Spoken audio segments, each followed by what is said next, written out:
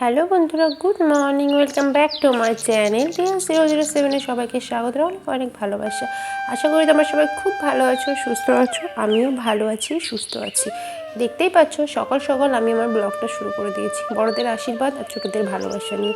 আর ঘুম থেকে উঠে পড়েছে কিন্তু আজকে অনেক সকালে, 5:30 মতো বাজে। তারপরে এই জ্বালাটা দিয়ে দিচ্ছিলাম। আর 45 ডিগ্রি টেম্পারেচারে সবার অবস্থা কিন্তু ভীষণ খারাপ হয়ে যাচ্ছে।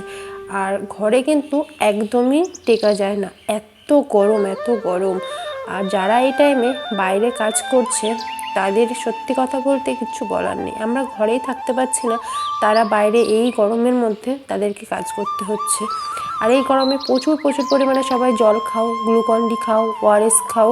আর শরীরটাকে সুস্থ রাখতে হবে, নাহলে ডিহাইড্রেশন হয়ে যাওয়ার প্রবলেম আছে।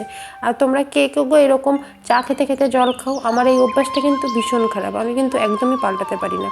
আর তোমরা কে কে খাও কমেন্ট করে জানিও। তারপরে এই যে চলে এসেছি এক্সারসাইজ করতে। আর এই গরমে এক্সারসাইজ করতে যে এত কষ্ট হয়, কিন্তু কিছু করার নেই, আমাকে তো করতেই হবে। কারণ যেহেতু পাটাকে ভালো করার জন্য আমাকে করতেই হবে। ডাক্তারবাবু বলেছিল আমাকে 4 বার এক্সারসাইজ করতে, কিন্তু অনেকবার করলে আমার ক্ষেত্রে ভালো, এই জন্য আমি 6 বার করে করি দিনে। দিনে 6 বার করে ডাক্তারবাবু বলেছিল আমাকে এই পাটাকে ভাঁজ করার কথা বলেছিল, কিন্তু আমি ইউটিউব দেখে দেখে অনেক রকম এক্সারসাইজ করা দেখেছি, আর আমি সেগুলো করার চেষ্টা করি। এক্ষেত্রে আমার পাটা অনেকটা ইমপ্রুভ হয়েছে আগের থেকে। আর এইরকমভাবে আমি অনেক রকমের ব্যায়াম করি। প্রত্যেক 6 বারে 15 মিনিট করে করে করি আমি সারাদিনে। আর 15 মিনিট করে হাঁটিও, যতবার ব্যায়াম করি ততবার। আর এই যে ব্যায়াম করছি, আর ব্যায়াম করতে করতে এত গরম লাগে, কোনো দিকে মানে এত গরম, ঘরে একদমই টেকা যায় না, কিন্তু কিছু করার নেই, করতে হবে। আর রোদ বাইরে সূর্যি মামা মানে ফুটে বেরোচ্ছে, বন্ধই হচ্ছে না, দেখতে পাচ্ছ। তারপর ফ্রেশ ট্রেশ হয়ে চলে এসেছি। আর দেখতে পাচ্ছ তো আমি এত খুশি, ভাবছো তো কেন আমি এত খুশি হয়ে যাচ্ছি। আর আমি যাব আজকে, মানে আমি যাব বাপের বাড়ি, এই জন্য ব্যাগ গোছাতে চলে এসেছি। আর মেয়েরা বাপের বাড়ি যাবে, এটা তো খুশি হবে। আর বাবার বাড়ি যেতে কার না ভালো লাগে, আমার তো ভীষণ ভালো লাগে। আর সব মেয়েদেরই বাবার বাড়ি যেতে ভীষণ ভালো লাগে। আর আমি অনেক জিনিসপত্র বের করছি। কেন ভাবছো তো যে এত জিনিসপত্র বের করছে? কারণ যেহেতু আমার ভাইয়ের বিয়ে আছে একটা। আর সচরাচর আমি ওই বাড়ি গেলে শাড়ি নিয়ে যাই না, কারণ আমি চুড়িদার কুর্তি এগুলোই পরি বেশি। যেহেতু বিয়ে বাড়ি যাবো তার জন্য শাড়ি পরবো, এই জন্য। আর আমি এর মধ্যে থেকে সবথেকে পাতলা পাতলা শাড়িগুলো বের করছিলাম, কারণ যেহেতু হেভি শাড়ি পরতে পারবো না, আর এই গরমে তো একদমই না।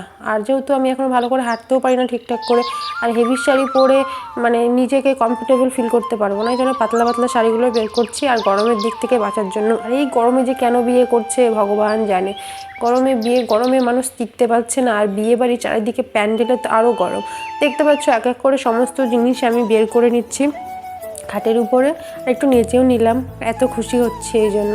তারপরে এই যে দেখতে পাচ্ছ গোছাতে চলে এসেছি। আর এগুলো সব আমার সাজের জিনিস, সবগুলো গুছিয়ে নিয়েছি। আর এবার ব্যাগ গোছাবো। তারপরে বলো বন্ধুরা, তোমরা সবাই এই গরমে কেমন আছো? গরমে জানি কেউই ভালো নেই, কারণ যে গরম পড়ছে কারোর ভালো থাকার কথা না।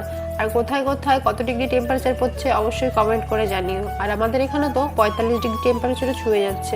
কিছু করার নেই, ভোর 4টে থেকে পারলে মনে হয় সূর্যিমাম উঠে যাচ্ছে। আর সকালবেলার থেকে এত গরম পড়ছে সারাদিনে, সত্যি কথা একদমই ঘরে থাকা যাচ্ছে না, কিন্তু কিছু করার নেই, এটাকেই মেনে নিতে হবে। আর মানে এত গরম, সত্যি গরমে হাঁসফাঁস করা ছাড়া কোনো উপায় নেই। আর এদিকে লোডশেডিংয়ের প্রবলেম। গরমকালে কেন এত লোডশেডিং হয় জানি না, রাতে তো একদমই ভালো করে ঘুম হয় না, আর এই জন্য সারাদিনে শরীরটা ক্লান্ত হয়ে থাকে। আর সত্যি বলতে যা গরমে দরকার ছাড়া কেউ বাইরে বেরিয়েও না, কারণ এই গরমে বাইরে বেরোলে শরীর খারাপ হতে একদমই টাইম লাগবে না। আর সবাই প্রচুর প্রচুর পরিমাণে জল খাও, ওআরএস খাও, গ্লুকন-ডি খাও, শরীরটাকে ভালো রাখো, সুস্থ রাখো। কি করা যাবে। আর এখানে প্রচুর প্রচুর পরিমাণে সবাই গাছ লাগাও। গাছ লাগালে মানে আমাদের এই গরমটা অনেকটা কমবে। দিন দিন যত বাড়ছে ততই যেন গরম মানে বেড়ে যাচ্ছে। আমরা যখন ছোটো ছিলাম তখন কিন্তু সত্যি এত গরম লাগতো না, যত দিন যাচ্ছে তত টেম্পারেচার একদম হাই হয়ে যাচ্ছে। দেখতেই পাচ্ছ, তোমাদের সাথে কথা বলতে বলতে কিন্তু আমার ব্যাগটা গোছানো অলমোস্ট ডান হয়ে গেছে। আর এইগুলো তো ওই ব্যাগে ধরলো না, এটা আর একটা ব্যাগে নিয়ে নেবো। আর আমি যেহেতু অনেকদিন থাকবো এই জন্য, কারণ ভোট দিয়ে আসবো এই জন্য।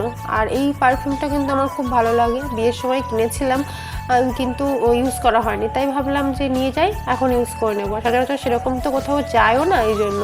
আর এই গরমে আর কোথায় যাব বলো, যা গরম পড়ছে, মনে হচ্ছে একটু ঠান্ডার জায়গায় চলে যাই, গিয়ে ওখানে থাকি।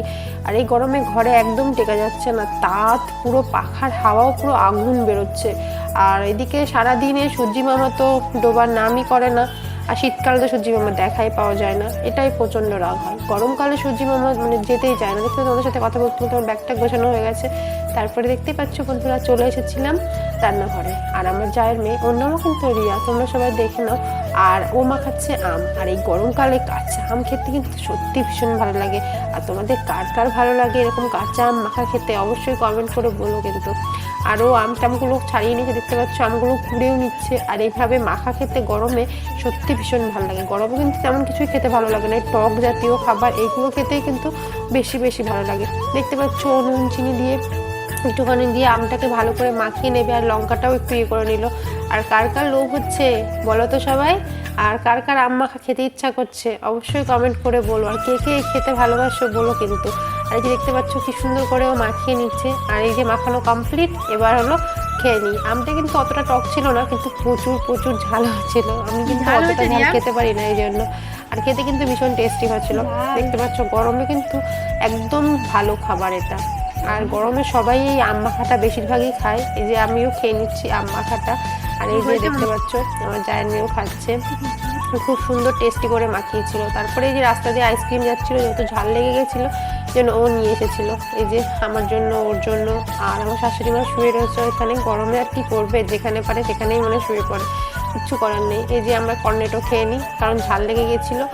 আর তোমরা ভিডিওটা কন্টিনিউ করো, দেখতে থাকো, পাশে থাকো আমার। তোমরা পাশে না থাকলে কোনো কিছুই সম্ভব না। তারপরে এই যে স্নান টান করে চলে এসেছিলাম, আর ভিডিও করা হয়নি সেরকম।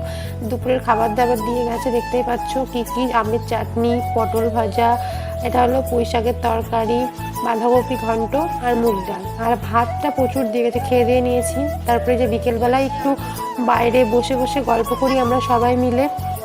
গাছের পাতা দেখতে পাচ্ছ একটাও কিন্তু নড়ছে না, কিন্তু কিছু করার নেই। সারাদিন তো ঘরে বসে থাকতে ভালো লাগে না, এই জন্য ঘর থেকে বিকেল টাইমটা একটু বেরোই, একটু হাঁটাহাঁটি করি বাইরে দিয়ে, না হলে ঘরেই আমি হাঁটাহাঁটি করি। দেখতে পাচ্ছ আমরা বসে রয়েছে। আর এই ফুলটা কিন্তু আমাদের গাছে, এটা কি ফুল সবাই জানলে অবশ্যই কমেন্ট করে বলো কিন্তু। দেখতেই পাচ্ছ বন্ধুরা, বিকেলে গল্প গল্প করার পরে সন্ধ্যাবেলায় আমরা মাখিয়েছিলাম হলো ছোলা মাখা। আর এইভাবে ছোলা মাখা খেতে কিন্তু ভীষণ ভালো লাগে। খাওয়া দাওয়ার পরে একটু গল্প করছিলাম, আর সেরকমভাবে আর তারপরে ভিডিও করা হয়নি। তারপরে রাতে যখন খাবার দিয়ে গেছিলো তখনই আমার ভিডিওটা করছি। আর রাতে আমি সচরাচর রুটিই খাই, রুটি খাচ্ছিলাম, রুটি, পটল আলুর তরকারি আর দুধ। তোমাদের কি সবার ডিনার করা হয়ে গেছে? আর যদি কারো ডিনার না করা হয়ে থাকে তাহলে তাড়াতাড়ি সবাই ডিনার করে নিও। আর এই গরমে সবাই হালকা পাতলাই খাবার খাবে, নাহলে শরীরটাকে ভালো রাখার জন্য। আর আমার ভিডিওটা আমি এখানেই শেষ করছি। ভিডিওটা যদি কিছু ভালো লেগে থাকে তাহলে অবশ্যই চ্যানেলটিকে সাবস্ক্রাইব করে পাশে থেকো। দেখা হচ্ছে নেক্সট ভিডিও। টাটা, ভালো থাকবেন, সুস্থ থাকবেন।